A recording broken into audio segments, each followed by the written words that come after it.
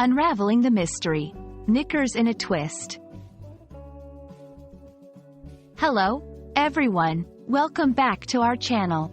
Today, we're diving into a fascinating and quirky phrase in the English language, Knickers in a twist.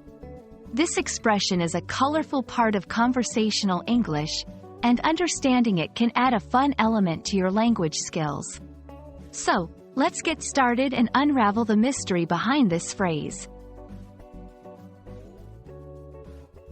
At its core, Knickers in a twist is a British English idiomatic expression used to describe a state of unnecessary worry or agitation.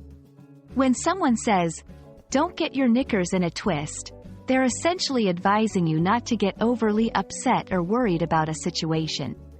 It's akin to other expressions like, "Don't get worked up," or "Don't panic." The exact origins of "knickers in a twist" are a bit murky, but it's widely agreed that it's a British expression that gained popularity in the mid-20th century. Knickers, in British English, refers to women's undergarments, equivalent to panties in American English. The visual metaphor of someone's underwear becoming twisted is used humorously to indicate confusion or perturbation. Using "knickers in a twist" in conversation is quite simple. It's often used in informal settings among friends or colleagues. Here are a few examples. "I thought I lost my phone and got my knickers in a twist, but it was in my bag all along." "There's no need to get your knickers in a twist over the delayed train. We'll still arrive on time." While "knickers in a twist" is generally considered light-hearted and humorous, it's important to understand the cultural context.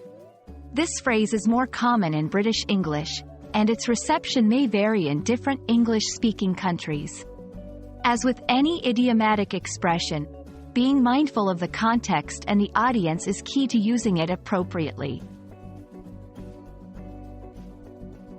And that wraps up our exploration of the phrase, "knickers in a twist."